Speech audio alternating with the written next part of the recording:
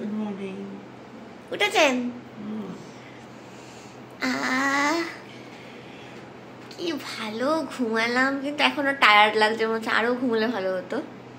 কিন্তু আমাদের চেক আউটের টাইম 11টা আর এখন বাজে 8টা। বাপরে, ব্রেকফাস্ট স্টার্ট হলো, তাই জন্য আমাদের ফোন করে জানালো। আমার গলাটা বসে গেছে, মনে হচ্ছে আর একটু ঘুমাই আমি, চোখ টানছে, এগুলো এখনো জ্বলছে, মনে হচ্ছে ঘুমাবো। বাট যাক, এখান থেকে একটু পরে আমরা বেরিয়ে যাব, তাই ঘুমিয়ে লাভ নেই। মোটামুটি ঘুরে নিই, দেখে নিই, কারণ এই মেমোরিটা তো আবার ক্রিয়েট করতে হতো নেক্সট ইয়ার। তাই জন্য উঠে পড়ি। এই উঠবি তো? উঠবে, ঘুম কাটেনি, কারোর ঘুম কাটেনি চোখ থেকে। যদিও একটা বেলুন কালকে ফেটে গেছে, স্টিল লুম বলছি আমি। The room is looking awesome.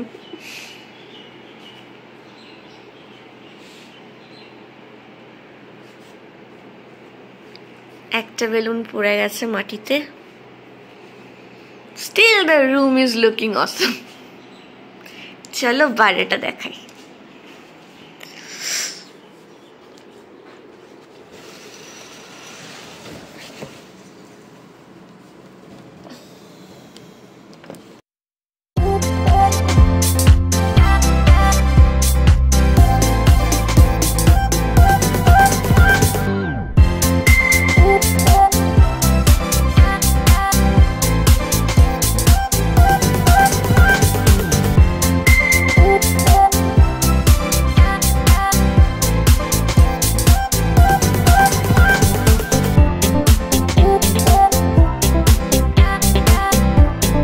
যেমন সুন্দর ঝলমলিয়ে রোদ উঠেছিল, তেমনই সুন্দর লাগছিল প্রকৃতি।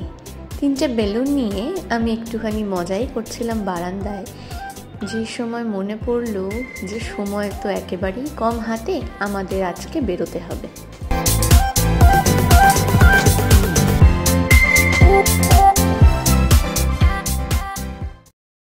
আমাদের রুমের বাথরুমের ভিডিওটা ঠিক মতন আগের ব্লগে আমি শো করিনি, তাই এই ব্লগে দিয়ে দিচ্ছি।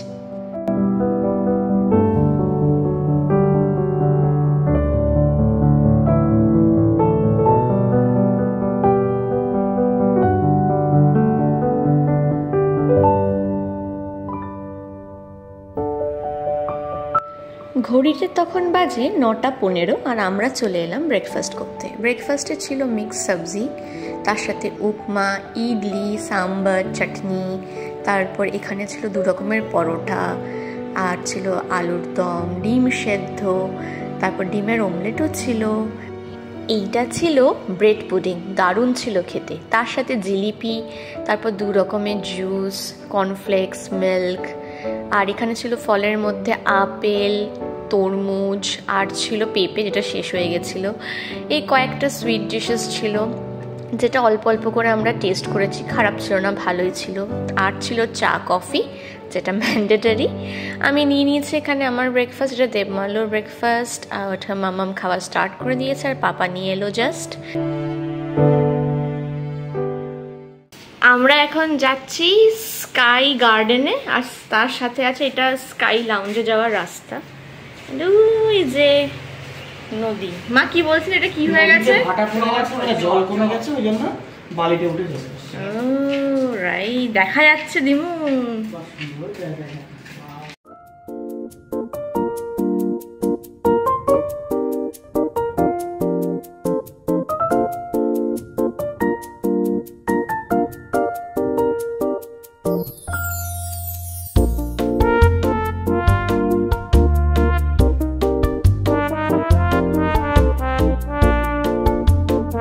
স্কাই লাউঞ্জে ওঠার আগে এখানে একটা ছোট্ট বসার জায়গা ছিল, যেটা অপূর্ব লাগছিল দেখতে। তাছাড়াও এখানে প্রিমিয়াম রুমস আছে, যেটা এই জায়গাটার সাথে লাগোয়া। আমরা এখানে একটুখানি সময় কাটালাম, আর দূরে দেখা যাচ্ছে বাংলাদেশ। এই ভিউটা জাস্ট অসাধারণ, এই হোটেল ছাড়া আর কোথাও পাওয়া যাবে না। যাই হোক, তারপর আমি একটুখানি সুন্দর করে ভিডিও করে দিতে বললাম দেবমাল্যকে।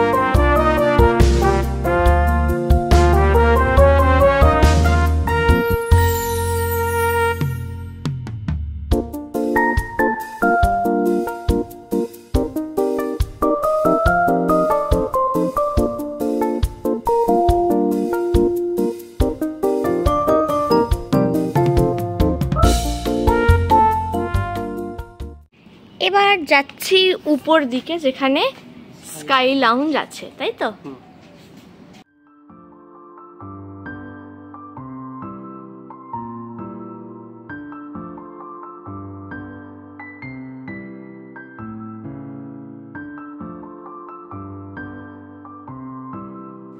জাস্ট ওয়াও, বিশাল জায়গা জুড়ে এত বড় একটা স্কাই লাউঞ্জ। আমি কোথায় বসবো না বসবো সেটা ডিসাইডই করে উঠতে পারছিলাম না, যদিও পুরো এরিয়াটাই এখন ফাঁকা, কারণ এই সময় কিন্তু স্কাই লাউঞ্জ বন্ধ থাকে। এমনি ভিজিট করতে আসতেই পারা যায় এখানে, যেমন আমি এখন এটার মাথায় উঠে গিয়ে একটু পোজ দিচ্ছিলাম, কিন্তু এই ব্ল্যাক কালারটা যেটা রয়েছে এটা গরমে তেতে আমার পায়ের তলায় লেগে গেছিলো কালার। উফ কি গরম, পা পুড়ে গেল। তাড়াতাড়ি করে নেমে পড়লাম আর তোমাদেরকে দেখিয়ে দিচ্ছি যে এই পুরো স্কাই লাউঞ্জটা কীরকম দেখতে।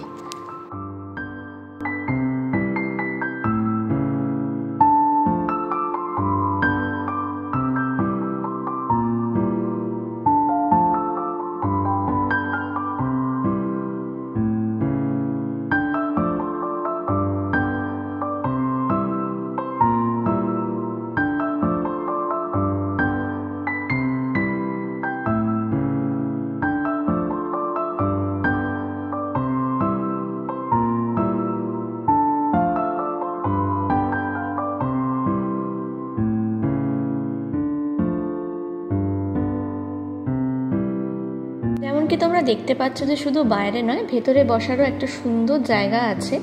এত সুন্দর লাগছিল যে মনটা খারাপও হয়ে গেল এটা ভেবে যে স্কাই লাউঞ্জে কিন্তু রাত্রিবেলা ভিজিট করার সময়টা আমাদের হলো না। কালকে ছিল সময়, কিন্তু আমরা এখানে ভিজিট করিনি, উল্টে আমরা ক্যাফেটেরিয়ায় গেছিলাম। তো যাই হোক, এখান থেকে তাড়াতাড়ি এখন বেরিয়ে পড়বো, কারণ কি আমরা যাচ্ছি এখন ঘুরতে। কোথায় যাব? পুরো টাকিটা টই টই করে টোটো করে ঘুরে বেড়াবো। তো চলো আমাদের সঙ্গে রেডি হয়ে তাড়াতাড়ি করে বেরিয়ে পড়ি। চলে এসছি মাম্মি পাপার রুমে, মেসড আপ খাট ফাট, কিন্তু আমি যাচ্ছি আলটিমেট ভিউয়ের কাছে।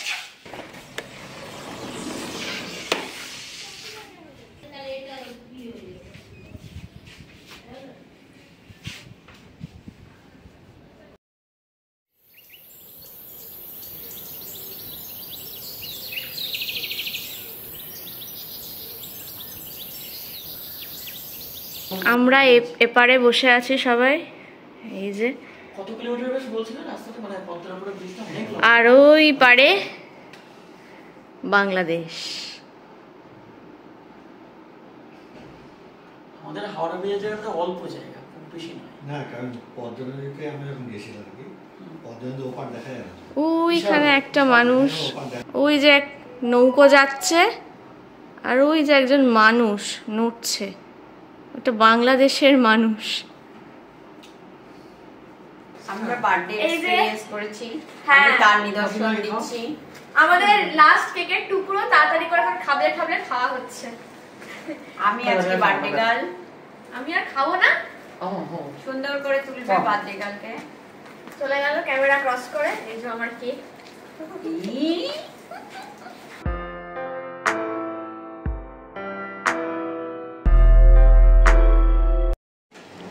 Bye bye, happy birthday room. শেষ হয়ে গেল ঘোরা, এই রুমটাকে লাস্ট বার দেখে নিই ভালো করে। এবার আমরা বেরিয়ে যাব, মা পেছন ঘুরিয়ে আছে, আর আমরা এখন বেরিয়ে যাব। এক গোছা বেলুন নিয়েছে। So bye bye this room, thank you for a wonderful memory, and thank you ডিমো দ্য ম্যান। সবাই হ্যাপি ঘোড়া নিয়ে? এই বাবা, পুরো পেঁয়াজের মতন দেখতে একটা লোক, এদিকে তাকা। হ্যাঁ, ও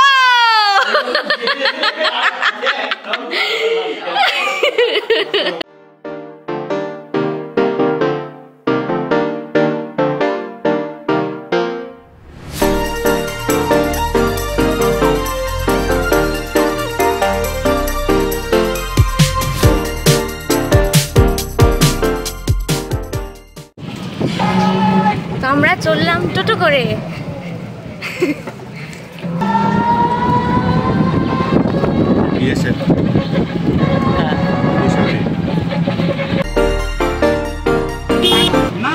বড় সাইজ বা ছোট সাইজ পুলিশ বাঘ কুমির বিড়াল বিড়াল কি হয়েছে কি হয়েছে? বাঘ বাঘ কুমির এখানে মিনি বাঘ মিনি মিনি সুন্দরবনে মিনি বাঘ পাওয়া যাবে এটা নিয়ে আমরা হাসাহাসি করছিলাম, কিন্তু আমরা প্রথমে যাচ্ছি ত্রিশক্তি কালী মায়ের মন্দিরে।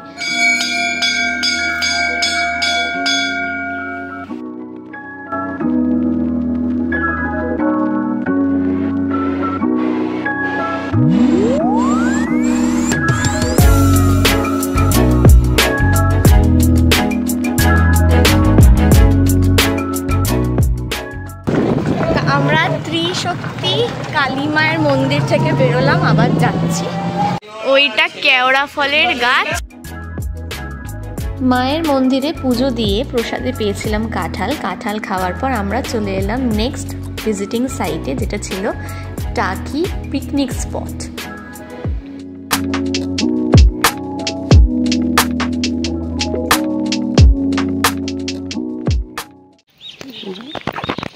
টাটকা গোবর পুরো একদম, স্কিন ঠিক হয়ে যাবে।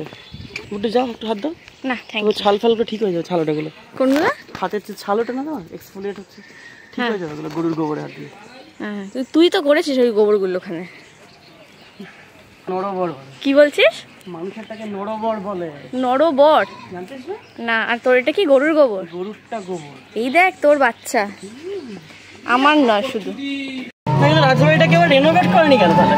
এটা ভালো একটা জায়গা, ঐতিহ্য জায়গাতে তো ঠিক করা উচিত না, গভর্নমেন্টের আপটেক করে। সেদিন ঘোষবাবুর বাড়ির পূজা দালান আনফর্চুনেটলি বন্ধ ছিল। কোথায় যাচ্ছি আমরা? জানি না।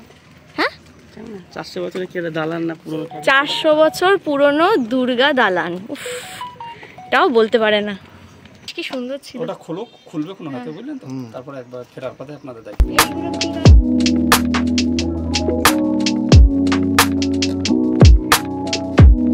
এরপর চলে এলাম 300 বছরের পুরনো জোড়া শিব মন্দিরে। এত সুন্দর লাগছিল পরিবেশটা যে কি বলবো, কিন্তু এখানেও গিয়ে দেখলাম ঠাকুর দালান বন্ধ। বাইরে থেকেই দর্শন করে চলে এলাম। এরপর চলে যাব আমাদের নেক্সট গন্তব্য স্থানে। ওই তো দেখো বাংলাদেশ। আরো কাছে দেখতে পাবেন ওখান থেকে। এই আগে কোথা দিয়ে বাংলাদেশে যেত, কোন জায়গাটা? এখান থেকে তবে পার হয়ে যেত না? আগে দুর্গা পূজার সময় না, দুর্গাপূজার সময় এপার থেকে ওপার যেত, ওপার থেকে এপার আসতো। এখন কি বন্ধ করে দিয়েছে? হ্যাঁ এখন বন্ধ করে দিয়েছে। কত বছর হলো? এটা প্রায় 10-12 বছর হয়ে গেছে। 10-12 বছর হয়ে গেছে। এখানকার বাসিন্দা হয়ে গেছে। পারাপার অনন্তকালের জন্য বন্ধ করে দেওয়ার সময় ওপারের মানুষজন যারা এপারে রয়ে গেছিল তারা এপারেই রয়ে গেছে। এই আম গাছটা দেখো, একটা মৌচাক মতন। কি খাবে? মৌমাছি কামড় খাবে? তুমি সবেতেই কামড় খাবে, দেখতে কি হয়েছে তোমার? আরে মৌমাছি তারা শুনেছো? হ্যাঁ, তোমার পেছনেই তারা করবে, তোমার পেছনেই তারা হবে।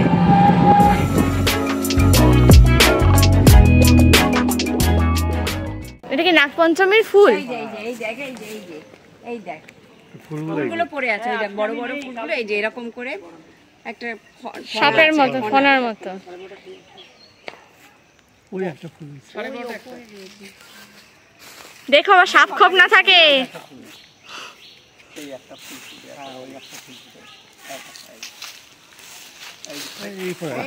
হ্যাঁ এই বাড়িতে কেউ থাকে লোকজন?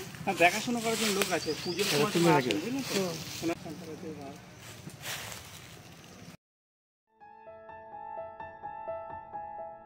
এরপর আমরা চলে এসেছি সেনাপ্রধান জেনারেল শঙ্কর রায়চৌধুরীর বাড়ি দেখতে।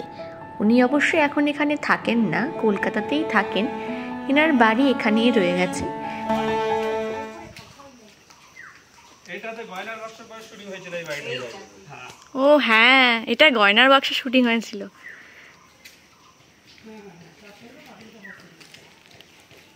হেলিকপ্টার করে এসে টাকির মাঠেতে নেবে, এখানে পুজো দিয়ে আবার চলে গেছিল। প্রচুর পুলিশের গার্ড ছিল। এই কাঁঠালগুলো তো নষ্ট হবে গো।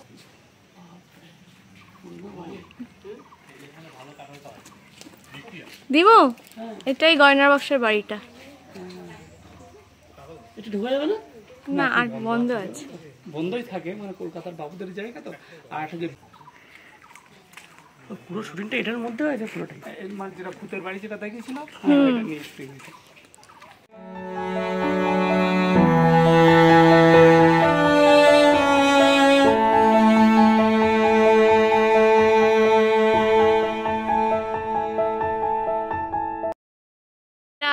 বনগা লোকাল শুটিং হয়েছিল বাড়িটাতে। সেটা হয়তো অন্য সাইড হয়েছিল। হ্যাঁ তাপস পাল ছিল কোথায়? 8টা বঙ্গাল। আচ্ছা বিসর্জন বইয়ের যে শুটিংটা দেখলো এই ইছামতি নদীর আছে বুঝলেন তো, এই ইছামতি নদীটাতে সব পড়েছিল। বাংলাদেশের ওই মেয়েটা ছিল না বিসর্জনে? জয়া হাসান। জয়া হাসান। হ্যাঁ পুকুরে নামিয়ে দেবো? চান করবে?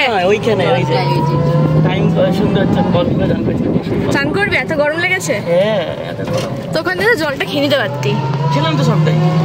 আরে টাইম কলের জল, খাওয়ার জল না। বিমল জল তেষ্টা পেয়েছে, জল নিতে গেছে। এইটুকু ঘুরে জল তেষ্টা পেয়ে গেছে। খুশি আছে নাকি একটা কোম্পানি কিনে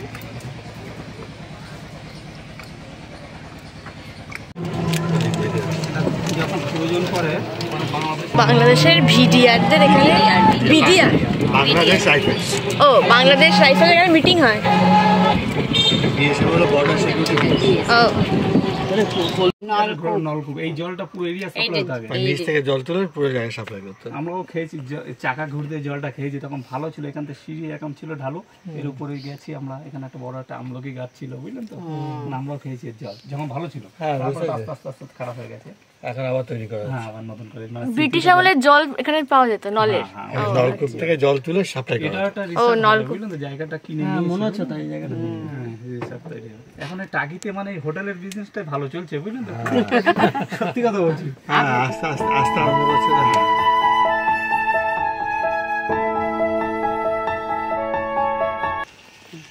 কি বলে যেন বিসর্জন সিনেমাটা এখানে শুট হয়েছিল, দেখি চল।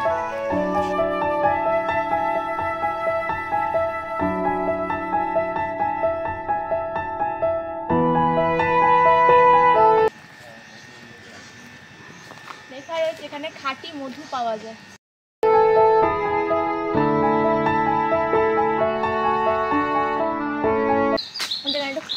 কুকুর টাইপের আছে।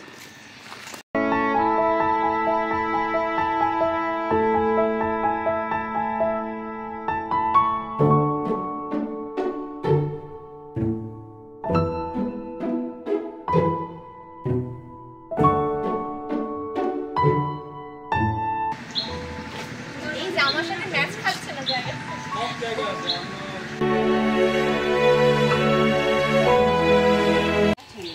হ্যাঁ জাম গাছ আছে, জাম গাছ আছে, জামরুল গাছ আছে, কাঁঠাল গাছ আছে, আর বেশি অংশ মেয়নি গাছ লাগানো আছে।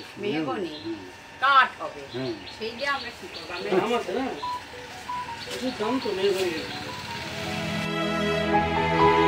এই যে ওখানে খাঁটি মধু চাষ করা হচ্ছে, নিয়ে যাওয়ার খুব ইচ্ছা ছিল, কিন্তু বাড়িতে অনেক মধু এরকম পড়েই রয়েছে, খাওয়াই হয় না।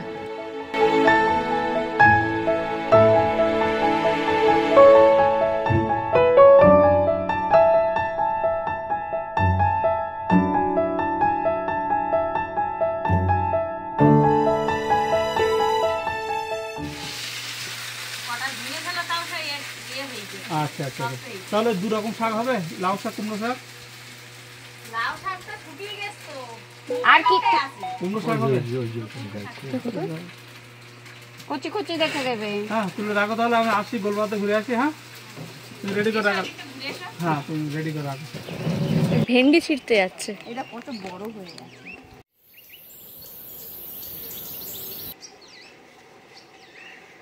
কি করছিস বাবু? হ্যাঁ ভেন্ডি আসো একটু ছিঁড়ি। ভেন্ডি আসো একটু ছিঁড়ি, এটা আবার কি কথা? ছিঁড়তে পারছে না রে, এ দেখ স্ট্রাগল করছে একটা ভেন্ডি ছিঁড়তে। মা আর নিস না, যা গেল, গাছ ফাঁকা করে দিল। নিচে পড়েও আছে।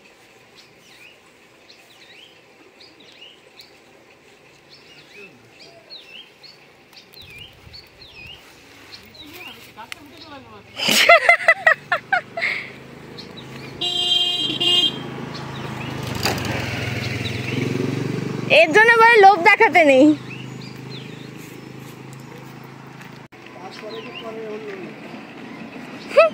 চ কচি আছে। কচি তো এইটা। এই তুই ছেড়ে না। কিন্তু এইটা বেশি তোলা কষ্টকর না পটল তোলা বেশি কষ্টকর? আমি পটলটা তুলবো নিচে। পটলটা যেভাবে ফাইট করছিল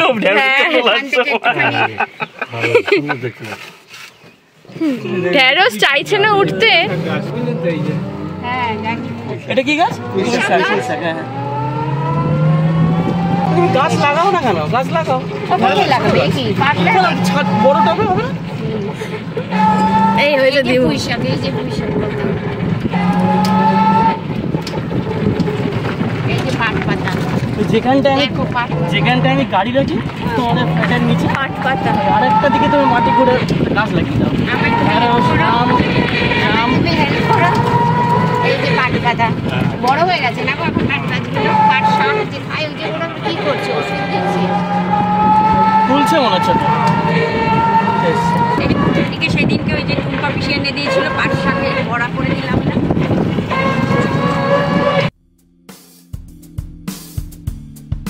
শেষমেশ চলেই এলাম গোলপাতা ফরেস্ট কিংবা মিনি সুন্দরবনে, যেটা দেখার জন্য আমাদের এত আগ্রহ ছিল সকাল থেকে।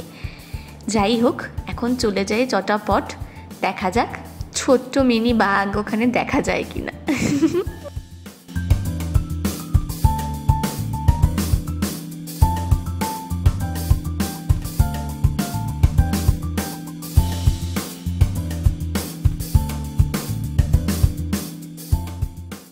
রোদ কেমন? না টিকিট ধরো। কি তোর দেমারও নাকি অভ্যাস আছে রোদে রোদে হাঁটার? কি চাষ করে বেড়াস মানে? দেখি টিকিট কিনেছিস?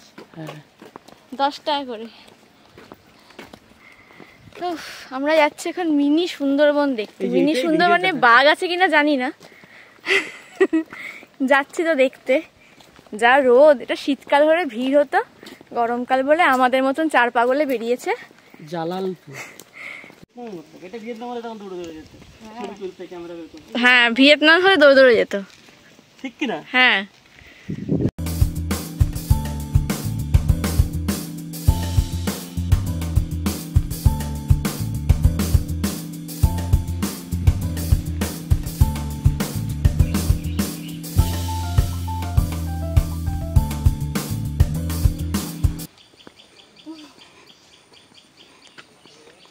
মা কিশোর আবার পাতা খুঁজে পেয়েছে, গোল পাতা। গোল পাতা জলঙ্গল, জঙ্গল, গোল পাতা, লম্বা পাতা। দেখ কিরকম দেখ কোথায়? এই যে গোল পাতা দেখ। এই দেখ দিমু কিরম জিনিস। এটা কি গো? এগুলো কি? গোল পাতা ও, এগুলো গোল পাতা। দেখ, গোলপাতা বনকে প্রায় মিনি সুন্দরবন হিসেবে উল্লেখ করা হয় এবং কেউ ছোট স্কেলে ম্যানগ্রোভ বন অনুভব করতে পারে এখানে। গোলপাতা বনে যেতে আপনাকে একটি বিএসএফ চেকপয়েন্ট অতিক্রম করতে হবে। আধার কার্ড, ভোটার কার্ড ইত্যাদি মতো কোনো জাতীয় পরিচয়পত্রের কিছু ফর্ম থাকা বাধ্যতামূলক, যা আপনাকে বিএসএফ চেকপয়েন্টে জমা দিয়ে যেতে হবে। বিএসএফ কর্মীরা আপনার আইডি কার্ডে একটি নম্বর বরাদ্দ করবে এবং আপনাকে মনে রাখতে হবে যে ফেরার সময় আপনাকে সেই নম্বরটি উল্লেখ করতে হবে, যাতে তারা অনুসন্ধান করে ফেরত দেয়।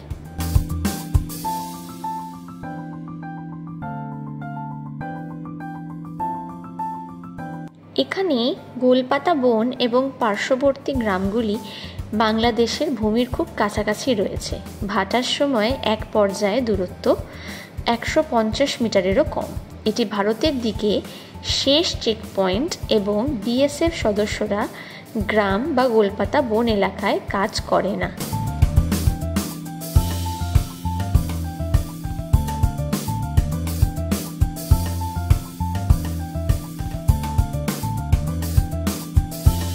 এখানে এক দাদা লেবু বিট নুন দিয়ে ঠান্ডা ঠান্ডা গ্লুকন্ডির জল বিক্রি করছিল। আমরা ওটাই খেয়ে নিলাম, প্রচণ্ড টেস্টটা পাচ্ছিল। এখানে এই দাদার কাছ থেকে জুস কিনলে ফ্রিতে দূরবীন দিয়ে দেখতে পাবে ওপারের বাংলাদেশ। যেখানটা প্রথমে ছিলেন টাকি, ওর অপোজিট সাইডের ভিলেজ হচ্ছে শ্রীপুর। শ্রীপুর এখন বলে টাউন শ্রীপুর। টাউন শ্রীপুর। আর এখান থেকে আমাদের কাছের বর্ডার হচ্ছে ঘোজাডাঙ্গা। ঠিক এখান থেকে 40 মিনিট সময় লাগবে, আপনি পাসপোর্ট ভিসার সাহায্যে ওখান থেকে যেতে পারেন। ওখান থেকে যখন যাবেন তখন আপনি এই সাতক্ষীরা হয়ে যাবেন।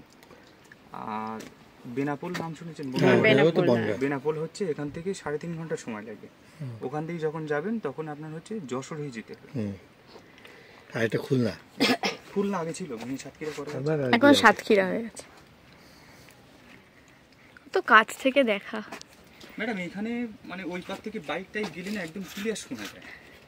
অ্যাকচুয়ালি বিএসএফ এর মানা কেউ কারোর সঙ্গে যেন কথা বলবে না। হ্যাঁ, তাও মাঝে সাঝে বিকালের টাইমে অনেক ছেলেগুলো আসে, ওখান থেকে চিল্লাই, এখান থেকে দিব্য শোনা। বাহ,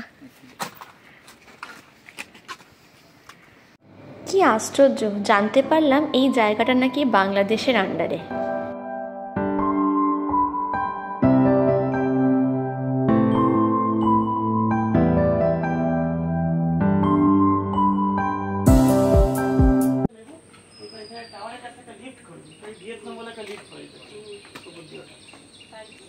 কি হয়েছে? লিফট করি তো তোমার জন্য এখান থেকে। তুমি ওঠো। না, আমি তো জঙ্গল, ঝোপে জঙ্গল।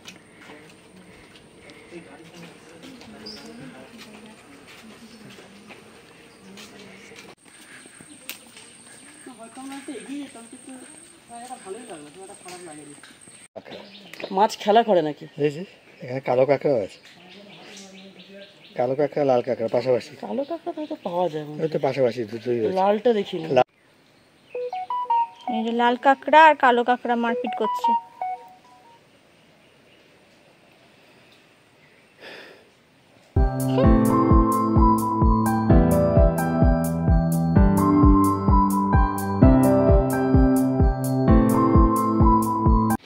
এসে গেছি টোটোর কাছে। আর কি করে দেখাও? না, মালদ্বীপটা দেখবেন বলছেন। আমাদের টোটোওয়ালা নিয়ে গেলেন ওনার বাগানে, যেখানে লেবু গাছ থেকে মা এখন চললো লেবু পাড়তে।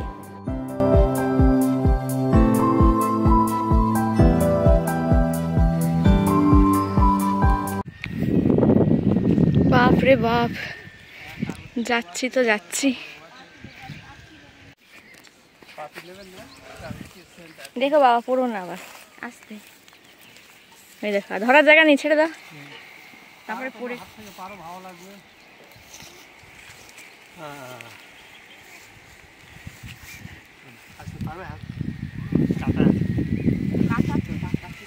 এবার দুজনেই পড়বে।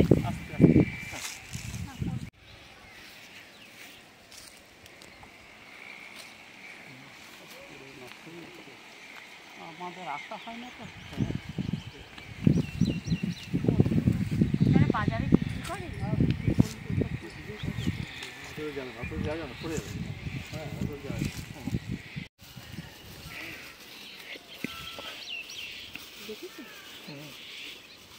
না না, খাইতে নেবেন না।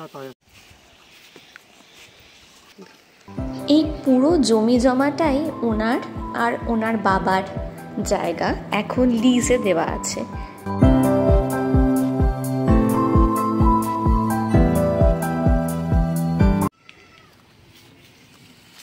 হাই নেমেস,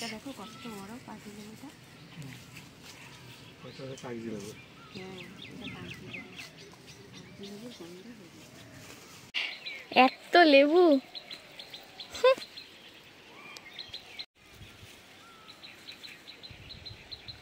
এই দিক দিয়ে চলে আসুন নাকি?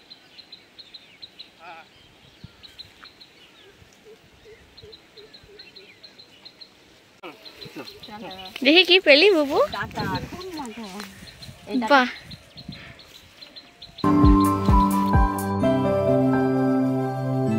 এতগুলো লেবু তুলে দেওয়ার পর উনি আবার নিজের জমিতে গিয়ে মায়ের জন্য সাদা শাক তুলে এনে দিলেন। কি খুশি মা এসব পেয়ে। এরপর আবার ওই কাকিমার থেকে 20 টাকায় এতগুলো কুমড়ো শাক পেয়ে তো হেব্বি খুশি।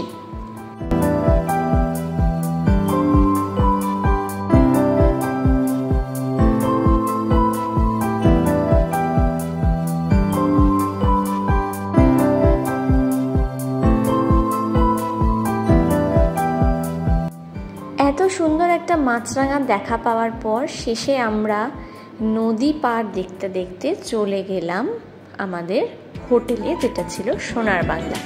সেখান থেকে এবারে আমরা আমাদের গাড়ি করে ফিরে যাব বাড়ি। এত সুন্দর একটা এক্সপিরিয়েন্স দেওয়ার জন্য থ্যাংক ইউ টাকি। আবার আসবো ভিজিট করতে, দারুণ লাগলো। আপনারাও জানান কমেন্ট সেকশনে আপনাদের এই ভিডিওটা দেখতে কেমন লাগলো। প্রচুর ঘোরা হলো, চলে এলাম। যা রোদ আর যা গরম, এবার বাড়ি যাব।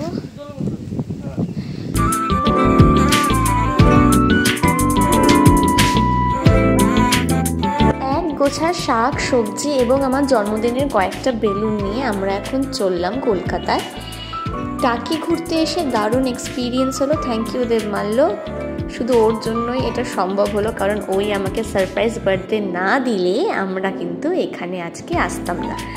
এনিওয়ে, তো এবার ফিরে যাওয়ার পালা। মনটা খারাপ থাকলেও কিছু করার নেই, আবার আসবো। বেশি দূর না কলকাতা থেকে, জাস্ট 2 ঘন্টার রাস্তা, ঠিকঠাকভাবে চালিয়ে চলে আসবো।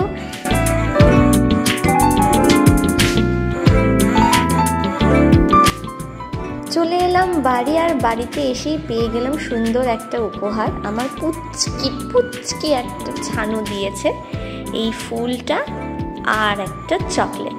Thank you Babu, thank you তিরি, প্রচণ্ড ভালো লেগেছে। তো টাকি ব্লগ এখানেই শেষ হলো। আশা করি তোমাদের দেখতে ভালো লেগেছে। দেখা হচ্ছে নেক্সট ভিডিওতে। টাটা।